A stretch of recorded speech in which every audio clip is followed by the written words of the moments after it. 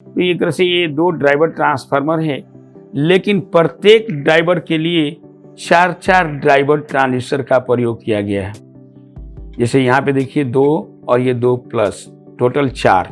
तो ये पूरा का पूरा ड्राइवर विभाग है एक ट्रांसफार्मर के लिए। जैसा कि आपको पता है कि यूटीएल चार्जर में या एक्जूम चार्जर में केवल 2 ही ट्रांजिस्टरों का समावेश होता है।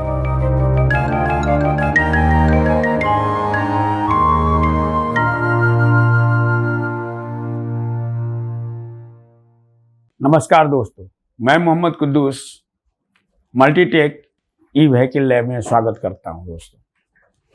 दोस्तों आज हमारे पास एक कार का चार्जर आया है जिसमें छोटी मोटी प्रॉब्लम थी, उसे सॉल्व कर दिया गया है।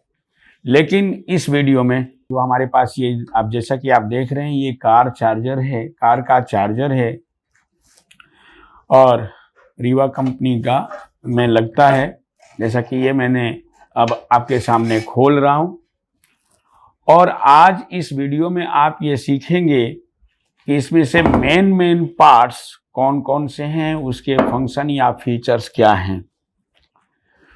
तो दोस्तों सबसे पहले आप इस वीडियो में क्या क्या सीखने जा रहे हैं ये मैं बता दूं। जो इसके मेन पार्ट्स हैं या फिर मेन कंपोनेंट्स हैं, उसके बारे में मैं पूरी जानकारी देने जा रहा हूँ। वीडियो मैं चाहूँगा कि छोटा हो सके, लेकिन फिर भी कुछ तो समय लग ही सकता है, तो कुछ लंबा भी हो सकता है वीडियो।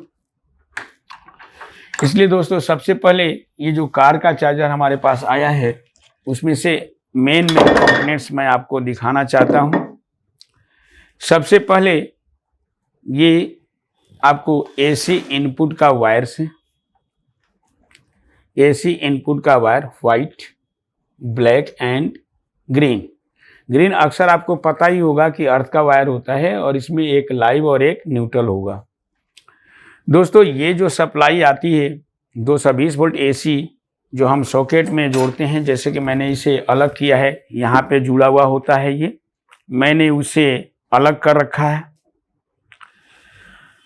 उसके बाद ये जो वोल्टेज आ रही है 220 वोल्ट एसी, वो आपको इस साइड में आ रही है। आप जैसा कि देख सकेंगे तो यहाँ पे देख लें, ये एसी फ्यूज लगा हुआ है और साथ ही साथ यहाँ पे एसी फ्यूज डबल लगे हैं, यानी लाइव न्यूट्रल के साथ। और ये एक एसी रिले लगा हुआ है, एसी रिले, यानी जब हम इसे सप्लाई देते हैं तो ये रिले आगे उस एसी को भेज देता है। उसके बाद अगर हम बात करें इसकी, तो ये पैक ब्रिज है। अगर आप ध्यान से देखिए तो ये पैक ब्रिज जो मेटलिक ब्रिज कहलाता है, क्या कहेंगे, मेटल का ब्रिज, मेटलिक ब्रिज। ऐसे बहुत सारे चार्जर में यूज किए जाते थे पुराने, लेकिन कार के चार्जर में भी इसका यूज किया जाता है, जिसे मेटलिक ब्रिज डायोड कहा जाता है। तो दोस्तों अगर इसमें कट की बात करें तो ये कट अगर आप देख रहे हैं तो ये कट इज ए पॉजिटिव, ये प्लस है, और उसके अपोजिट क्या होता है, माइनस, और ये क्रॉस वाला होगा लाइव और लाइव टू न्यूट्रल, यानी ये प्लस ये माइनस। उसके बाद ये जो होता है एसी और एसी, यानी यहाँ पे एसी दिया जाएगा 220 और यहाँ पे भी एसी वोल्ट दिया जाएगा, जो कि ये फ्यूज के थ्रू जो यहाँ से तार आए थे वहाँ से आकर के यहाँ जुड़े हुए हैं और इस ब्रिज में सप्लाई पहुँच जा रही है।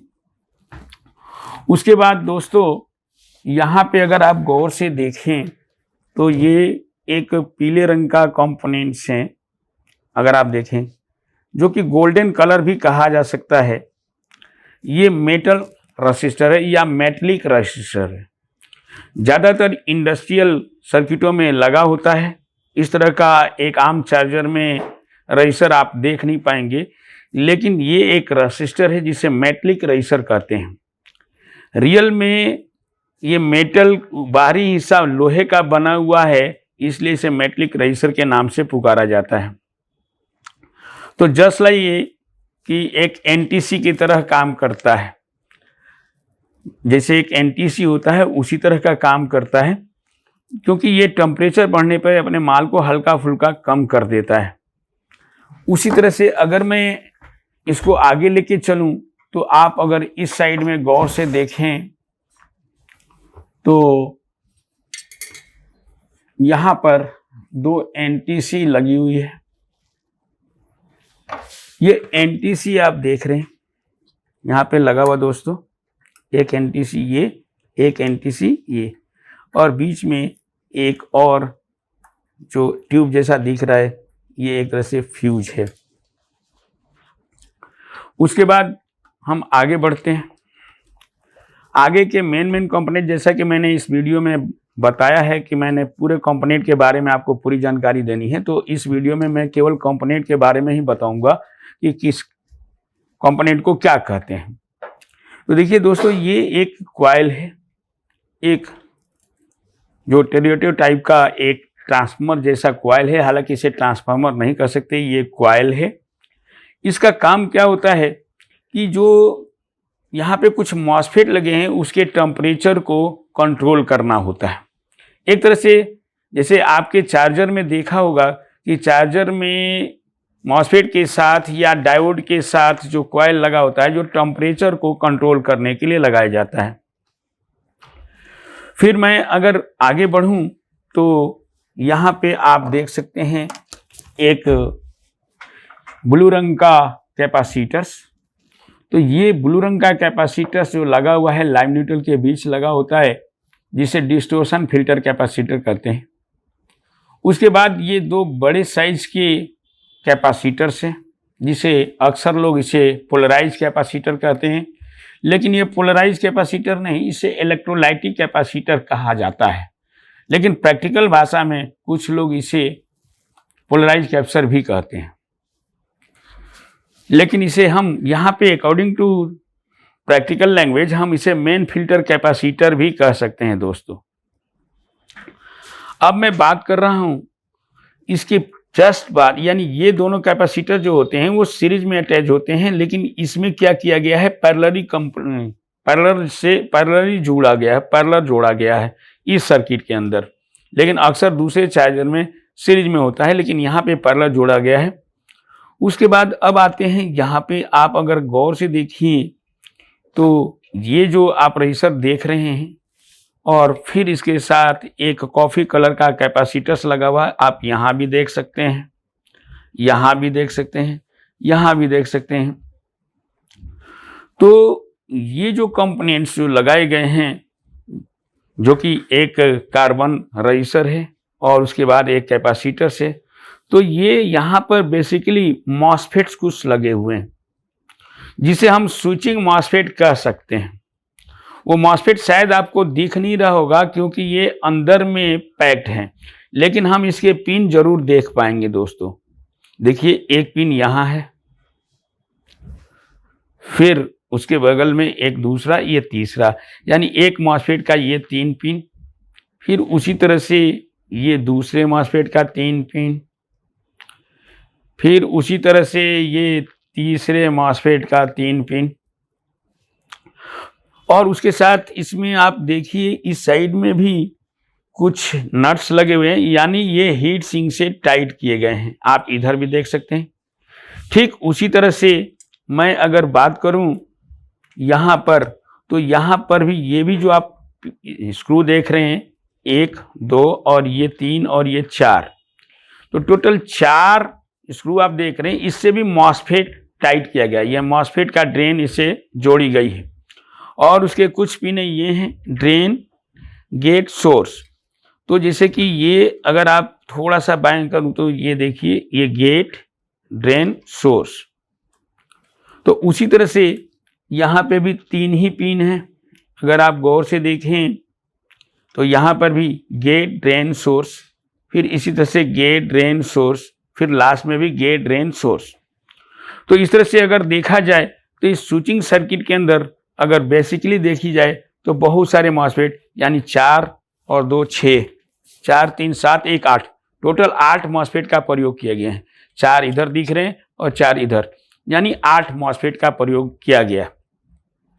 तो दोस्तों, ये जो मॉसफेट है वो पुश पुल कहलाएगा, अक्सर नॉर्मल चार्जर के अंदर जैसे हम माइक्रोटेक का चार्जर लें तो उसमें भी आपको 3 मॉसफेट का प्रयोग होता है, किसी किसी में 2 मॉसफेट का प्रयोग होता है। एक्जूम चार्जर की बात करें तो उसमें 2 मॉसफेट का प्रयोग किया जाता है। और भी बहुत सारे अल्फाइन के चार्जर हैं, उसके अंदर भी 2 ही सूची मॉसफेट का प्रयोग किया जाता है। लेकिन इसमें आप देख रहे हैं कि बहुत सारे मॉसफेटों का प्रयोग किया गया है। ऐसा इसलिए किया जाता है कि चार्जर के एम्पियर पे डिपेंड करता है। अगर चार्जर का एम्पियर अधिक है तो मॉसफेट की संख्या बढ़ती और घटती है। तो ये दोस्तों कैसे जुड़े गए होंगे, ये मॉसफेट ऑलरेडी पैरेलल जोड़े गए होते हैं, यानी 4 पैरेलली जोड़ा गया होगा, फिर 4 पैरेलली जोड़ा गया होगा, फिर उसका ड्रेन और सोर्स को कंबाइंड किया गया होगा। तो उसी के लिए ये जो मैं आपको कंपोनेंट बता रहा था, ये बेसिकली ड्रेन और सोर्स के बीच जोड़ा गया है। एक तरह से प्रोटेक्शन सर्किट बनाई गई है हर मॉसफेट के साथ, ये जो रेजिस्टर आप देख रहे हैं। और जब हम इसे पैरेलल में जोड़ देते हैं रेजिस्टर का, तो इसका वाट बढ़ जाता है लेकिन वैल्यू कम हो जाती है। तो इसके वाट बढ़ाने के लिए ये रेजिस्टर को कुछ ऐसा जोड़ा गया है, और एक्स्ट्रा सिग्नल को बाईपास करने के लिए ये कैपेसिटर जोड़ा गया है, जो कि नॉन पोलराइज कैपेसिटर कहा जा सकता है। वैसे तो ये पॉलिस्टर कैपेसिटर है। अब मैं बात करता हूँ कि ये जो आउटपुट विभाग है या स्विचिंग विभाग है, इसका जो कनेक्शन है, आप देखिए इधर भी मॉसफेट लगे हुए हैं पुश पुल के रूप में, और इसका ठीक पीछे अगर मैं देखूं गौर से, अगर आप दिखा सकें आप लोग बढ़िया से, तो यहाँ पे 2 ट्रांसफार्मर का प्रयोग किया गया है। आप देख सकते हैं ये 2 ट्रांसफार्मर, जो एक प्रकार का एसएम ट्रांसफार्मर कहा जाएगा। ये आप अगर गौर से देखें तो एसएम ट्रांसफार्मर है ये, जो कि एक तरह से एसी प्रोड्यूस करने का काम करता है जब ये फंक्शन में आता है। तो वैसे तो आपने इस तरह के ट्रांसफार्मर नॉर्मल जैसे एक्जूम चार्जर में भी देखा होगा, लेकिन उसमें सिंगल है, यहाँ पे डबल है। ऐसा इसलिए है क्योंकि इसके वाट को बढ़ाना है। जैसा कि आप इसकी बॉडी को ही देखिए, ये काफ़ी भारी भरकम है और इस पर बहुत सारे हीट सिंक लगे हुए हैं।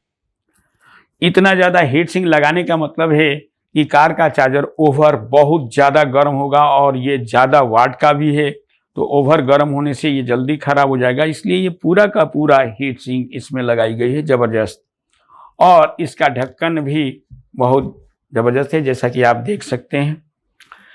तो इसे अच्छी तरह से टाइट करना होगा, नहीं तो ये जल्दी ख़राब हो जाता है। और ये हीट सिंक का मेन काम है टेम्परेचर को कंट्रोल करना। तो आइए दोस्तों, अब हमने ये आउटपुट विभाग या स्विचिंग विभाग के बारे में बता दिया। आप ये जो आप देख रहे हैं एक गोल सा कंपोनेंट, रियल में ये एक शंट रेजिस्टर की तरह कार्य करता है, just like a shunt resistor, जिसे सीटी भी कहते हैं, करंट ट्रांसफार्मर भी कहते हैं। लेकिन हम लोग इसे करंट ट्रांसफार्मर भी बोल सकते हैं या शंट भी बोल सकते हैं, जो एम्पियर से रिलेटेड होता है। एम्पियर के बारे में ये सूचना देता है। आप इसे देख सकते हैं, ये एक कॉइल है, रियल में एक कॉइल होता है, लेकिन यहाँ पे सीटी बोलते हैं या शंट रेजिस्टर भी कहा जाता है। उसके बाद आते हैं दोस्तों, ये अगर आप ध्यान से देखिए तो यहाँ पे 2 कैपेसिटर जैसा कंपोनेंट दिख रहा है, लेकिन ये कैपेसिटर नहीं है, इसे कहा जाता है ड्राइवर ट्रांसफार्मर। एक तरह से ये ड्राइवर ट्रांसफार्मर है, जैसे कि आम चार्जर में भी होता है कि ड्राइव सिग्नल जब स्विचिंग मॉसफेट को दिया जाता है तब वो चलता है। तो एक तरह से ये 2 ड्राइवर ट्रांसफार्मर है, लेकिन प्रत्येक ड्राइवर के लिए 4 ड्राइवर ट्रांजिस्टर का प्रयोग किया गया है। जैसे यहाँ पे देखिए 2 और ये 2 प्लस, टोटल 4। तो ये पूरा का पूरा ड्राइवर विभाग है एक ट्रांसफार्मर के लिए। जैसा कि आपको पता है कि यूटीएल चार्जर में या एक्जूम चार्जर में केवल 2 ही ट्रांजिस्टरों का समावेश होता है, या 2 + 2 यानी टोटल 4। लेकिन इसमें क्या है, एक ट्रांसफार्मर के लिए 4 ड्राइवर ट्रांजिस्टर का प्रयोग किया गया है। ठीक उसी तरह से इस ट्रांसफार्मर को ऑपरेट करने के लिए 4 ड्राइवर ट्रांजिस्टर का प्रयोग किया गया है, और उसके बाइसिंग कंपोनेंट्स हैं। उसके बाद दोस्तों आगे बढ़ते हैं। अब इस ड्राइवर को ऑपरेट करने के लिए, इस ड्राइवर को ऑपरेट करने के लिए कोई ना कोई ऑसिलेटर तो होना ही चाहिए, बिना ऑसिलेटर तो ये हो नहीं सकता। तो इसे ऑसिलेटर का जो सर्किट है वो इस साइड में बना हुआ है, जैसा कि आप यहाँ पे देख सकेंगे इस साइड में। तो ये जो है ये ट्रैक अगर हम ढूंढेंगे तो ये इस साइड में गया है और इसे क्या कहेंगे, ऑसिलेटर विभाग। ये पूरा का पूरा है ऑसिलेटर विभाग, जैसे कि ये मेन ऑसिलेटर है, यानी ऑसिलेटर आईसी हम कह सकते हैं। ये कंपरेटर है और ये एक आईसी जो है वो एक तरह से रेगुलेटर प्लस कंपरेटर दोनों हैं। उसके बाद अगर हम बात करें तो इसको इजी वे में समझने के लिए हम ये कह सकते हैं कि इसका हाफ पोर्शन एसी ऑपरेटिंग के लिए होता है और हाफ पोर्शन डीसी ऑपरेटिंग के लिए होता है। यानी सिंपल भाषा में कह सकते हैं एसी सर्किट और डीसी सर्किट, यानी इधर एसी चलेगा और इधर डीसी चलेगा। ठीक उसी तरह से एक तरह से ये एक लॉजिक कार्ड है, इस कार के चार्जर का लॉजिक कार्ड है। तो लॉजिक कार्ड के हमने प्राइमरी हिस्से के आईसीओ के बारे में बता दिया। अब आपको ये जो आप गौर से देखिए तो इसमें ऑप्टो कपलर बहुत सारे लगे हुए हैं, जो कि 4 पिन का है और 3 पिन, यानी 3 + 3 यानी 6 पिन का है। लेकिन इसे ये देखिए एक ऑप्टो कपलर 6 पिन का है और यहाँ भी 6 पिन का ही, यानी 2 ऑप्टो कपलर यहाँ पे लगाए गए हैं, जिसकी आसानी से पहचान की जा सकती है कि ऑप्टो कपलर 2 अलग अलग हिस्सों में लगा होता है, जैसा कि यहाँ पर देख सकते हैं। अब ये ऑप्टो कपलर का काम क्या होता है दोस्तों, कि जब हम इधर से बैटरी देते हैं तो बैटरी को ये सेंस करके इस चार्जर को बताता है कि बैटरी जुड़ गई है। या ये कहिए कि जब मैं यहाँ से बैटरी जोड़ूंगा, जैसे ये बैटरी का कनेक्टर है, जब मैं यहाँ से बैटरी जोड़ूंगा तो इसका इंफॉर्मेशन इस कार्ड से होता हुआ ऑप्टो कपलर पे पहुँचता है। ऑप्टो कपलर के अंदर फोटो डायोड और फोटो ट्रांजिस्टर का प्रयोग होता है, वो उसे सेंस करके इस ऑसिलेटर आईसी को बता देता है। इस ऑसिलेटर आईसी को बता देता है कि बैटरी जोड़ी जा चुकी है। तो ये ऑसिलेटर आईसी फिर पल्स जनरेट कर देता है, जो आपको इस ड्राइवर ट्रांजिस्टर के बेस पे पहुंचता है। ड्राइवर ट्रांजिस्टर के बेस पे पहुंचने के कारण इसका कलेक्टर और एमीटर का जंक्शन जुड़ा होता है ड्राइवर ट्रांसफार्मर के प्राइमरी वाइंडिंग से, जिससे प्राइमरी वाइंडिंग में एसी जनरेट हो जाता है और सेकेंडरी में इंड्यूस करंट। और फिर वही सेकेंडरी जो ड्राइवर ट्रांसफार्मर का सेकेंडरी बेसिकली इस मॉसफेट के गेट से जुड़ा होता है, जिसे ये स्विचिंग मॉसफेट काम करती है और ये ट्रांसफार्मर भी काम कर जाता है और इस प्रकार हमें आउटपुट प्राप्त होने लगता है। तो ये पूरा का पूरा लॉजिक विभाग कहा जा सकता है। इधर से तो आप देख रहे हैं कि सब कुछ नहीं दिख पा रहा, आप इधर से कुछ मैं कोशिश कर रहा हूँ दिखाने की और कुछ कंपोनेंट के बारे में बताता चलूँ कि किसे क्या कहते हैं। जैसे अगर आप गौर से देखें तो यहाँ पे अंदर की तरफ एक कंपरेटर आईसी लगाई गई है। यहाँ पे अगर गौर से देख पाए तो दिस वन, यहाँ पे कंपरेटर आईसी का प्रयोग है। ठीक उसी तरह से यहाँ पे भी कंपरेटर आईसी का प्रयोग है, जो 14 पिन का है, यहाँ पे भी देख सकते हैं। और एक तरह से 8 पिन की और भी आईसियाँ हैं। बेसिकली इनका मुख्य काम होता है कि बैटरी को सेंस करना, बैटरी चार्ज हो रही है कि नहीं, कितनी % चार्ज हो गई, ये सारा इंफॉर्मेशन इस आईसी को देना, यानी कंट्रोलर आईसी को प्रोवाइड कर देना। इस तरह से ये दे देता है। और दोस्तों इसके वोल्टेज और एम्पियर एडजस्ट करने के लिए भी एक छोटा सा प्रीसेट का प्रयोग किया गया है। जैसे कि आप ये देख सकते हैं, ये छोटा सा एक वेरिएबल रजिस्टर है, लेकिन टेक्निकल भाषा में इसे प्रीसेट कहा जाता है। अगर आप गौर से देखें तो इसे क्या कहेंगे हम, प्रीसेट, जिसे हम एम्पियर और वोल्टेज को थोड़ा सा एडजस्ट कर सकते हैं। उसके बाद आगे चलते हैं। जैसा कि मैंने बताया कि यहाँ पर जो ट्रांसफार्मर लगा हुआ है और अब हम आते हैं इसके सेकेंडरी हिस्से में। ट्रांसफार्मर के प्राइमरी हिस्से में मैं पहुंच गया था, तो अब सेकेंडरी हिस्से में चलें। तो सेकेंडरी हिस्से में अगर चलें तो अगर आप गौर से देखें तो यहाँ पे 2 ट्रांसफार्मर और लगा है, जिसे ट्रांसफार्मर न कह करके हम चौक कॉइल कह सकते हैं। जैसा कि आप ये देख रहे हैं या ये देख रहे हैं, ये चौक कॉइल, यानी जो हमारा एसी आया उसे सीधा चौक कॉइल में डालने का क्या मकसद होता है? इसको चौक कॉइल को डाला जाता है इसलिए क्योंकि रियल में जब यहाँ पे वोल्टेज मिलेगा और हम यहाँ पे बैटरी को जोड़ेंगे और बैटरी को जब चार्ज होगा तो ये ट्रांसफार्मर ओवरहीट होगा। और इसके साथ लगा जो डायोड होते हैं, जैसे कि वो डायोड तो शायद देखना आपके लिए मुश्किल होगा, लेकिन फिर भी मैं कोशिश कर देता हूँ। देखिए यहाँ पे भी शॉर्ट की डायोड लगा हुआ है। इस साइड में आप देखिए ये पेंच लगे हुए हैं, तो पेंच के साथ ये स्क्वायर सा बना हुआ है। रियल में अगर मैं इसे खोलूं तो यहाँ पे शॉर्ट की डायोड लगा है। जहाँ तक मुझे इसमें दिख रहा है 1 2 3 4 4 5 6, तो दोस्तों टोटल 6 शॉर्ट की डायोड का प्रयोग हुआ है इसमें। टोटल 6 शॉर्ट की डायोड का, जो कि ये पेंच से पता चलता है। और साथ साथ में अगर आप दिखा सकें आप लोग तो कोशिश कर सकते हैं। ये इसके 3 पिने हैं, 1 2 और ये 3, ये 3 पिन हैं। इन 3 पिनों के द्वारा हमें, यानी इन 3 पिनों में से साइड के 2 पिने एनोड है और बीच वाला कैथोड। इस तरह से मुझे जहाँ तक दिख रहा है ये टोटल 6 शॉर्ट की डायोड हैं। और फिर उस डायोड को, यानी इस ट्रांसफार्मर के द्वारा एनोड पे सप्लाई दिया गया है। और जब कैथोड जंक्शन से जो वोल्टेज निकला है तो फिर यहाँ पे 2 और चौक कॉइल डाला गया, ये चौक कॉइल डाला गया।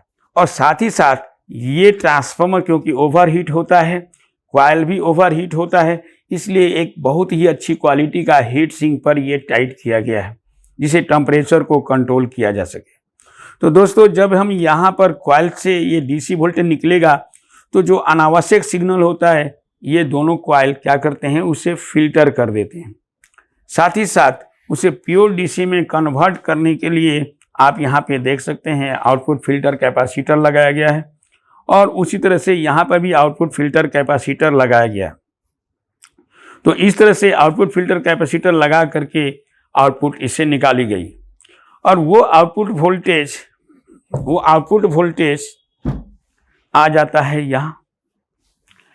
और यहाँ आने के बाद इसके पीछे भी कुछ कंपोनेंट लगे हैं, जैसे कि ये पीला वाला कैपेसिटर्स, ये आम चार्जर के अंदर नहीं होता है, लेकिन ये कार का चार्जर है तो कार के चार्जर में कुछ ऐसे कंपोनेंट लगे होते हैं।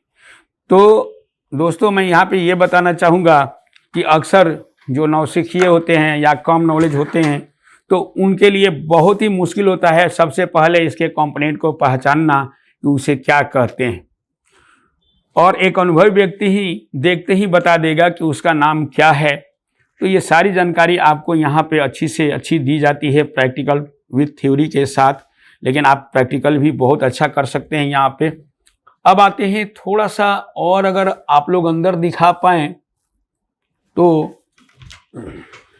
यहाँ पे एक थर्मल रजिस्टर लगा है, या ये थर्मल रजिस्टर कह सकते हैं। ये काले रंग का एक पट्टी जैसा दिख रहा है, ये थर्मल रजिस्टर भी कह सकते हैं या थर्मिस्टर भी कह सकते हैं, जो ये हीट सिंक के साथ यहाँ पर जोड़ा गया है इस नट के साथ। लेकिन केवल यहाँ पर आप ये तार देख सकते हैं, देखने को तो तार है लेकिन विशेष तरह ये रजिस्टर होता है जो इसके टेम्परेचर को नियंत्रित करता है और ओवर चार्ज होने पे कट ऑफ भी कर देता है। फिर मैं अगर बात करूं आगे तो यहाँ पर एक LM317 एक रेगुलेटर आईसी का प्रयोग किया गया है। तो दोस्तों ये LM317 एक एडजस्टेबल आईसी होता है। इसके द्वारा हम किसी भी तरह का अपनी मर्जी से कोई भी वोल्टेज हम ले सकते हैं। कम से कम अगर मान लीजिए इस आईसी का मुख्य काम तो आपको बताऊंगा ही कि इस सर्किट में क्या है, लेकिन LM317 का काम थोड़ा सा समझ लीजिए। LM317 एक एडजस्टेबल रेगुलेटर आईसी होता है जिसके द्वारा आप कम से कम 1.5 वोल्ट से लेकर लगभग 37 वोल्ट तक वोल्टेज को एडजस्ट कर सकते हैं। तो इसमें एडजस्ट करने के लिए कुछ नहीं है, मुख्य रूप से इस सर्किट को हमें सप्लाई कम चाहिए, यानी इस कार्ड को मुझे सप्लाई प्रोवाइड करना है। इस कार्ड को मुझे सप्लाई प्रोवाइड करना है क्योंकि इसके अंदर हमें लगभग 12 वोल्ट से 15 वोल्ट चाहिए और बैटरी से ये 48 वोल्ट लेता है। तो 48 वोल्ट से रजिस्टर के द्वारा कुछ रजिस्ट करके हमें कितना बनाना है, लगभग 12 वोल्ट। तो वो 37 वोल्ट इसके अंदर इन किया जाता है 37 वोल्ट, और फिर ये 13 वोल्ट के आसपास आउट करके इस कार्ड को प्रोवाइड कर देता है। तो दोस्तों ये कार्ड क्या है? अगर मैं इस कार्ड की बात करूं तो बेसिकली ये कार्ड इस ट्रांसफार्मर को ऑपरेट करने के लिए बनाई गई है। इस ट्रांसफार्मर को ऑपरेट करने के लिए इसलिए बनाई गई है क्योंकि साथ ही साथ एक और कार्ड है यहाँ पर। इस कार्ड को के ऊपर भी बहुत सारे कंपोनेंट लगे हैं, इसको भी हमें 12 वोल्ट की सप्लाई देनी होती है। ऐसा हम इसलिए कर रहे हैं, इन दोनों कार्डों को सप्लाई देना इस आईसी का काम है, LM317 का काम है। और बेसिकली इस कार्ड का मुख्य काम एक तरह से ये ओसिलेटर विभाग है, और उसी के साथ यहाँ पे आप देखिए कुछ मॉसफेट भी लगे हुए हैं। यहाँ पे जो पेंच कसे हुए या स्क्रू कसा हुआ है वो भी मॉसफेट ही लगा हुआ है।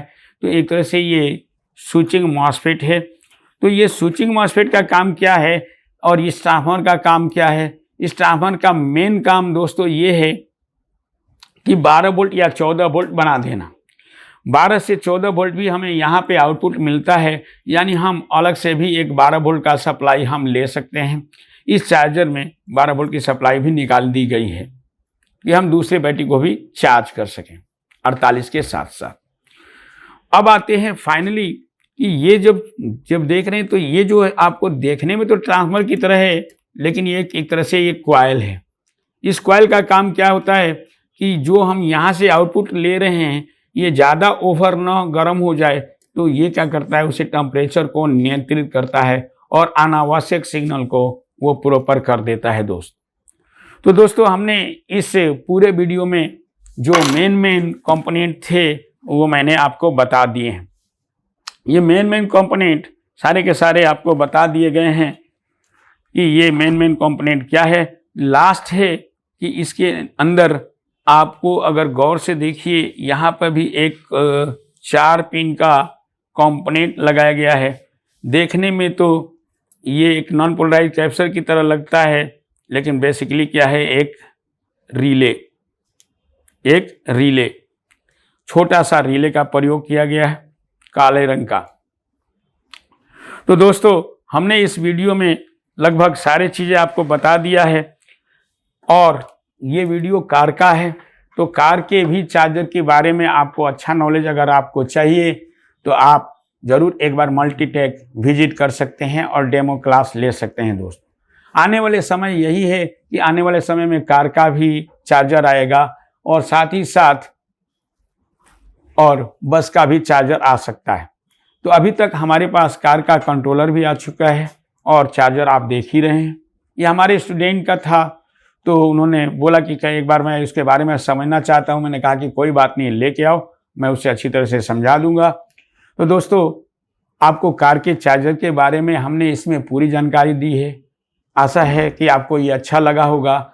अगर ये अच्छा लगा है तो आप मुझे ज़रूर बताएंगे, क्योंकि मैं इससे भी अच्छा वीडियो बना सकूं और दोस्तों आपको बहुत अच्छी जानकारी भी दे सकूं। तो दोस्तों थैंक यू वेरी मच दोस्तों।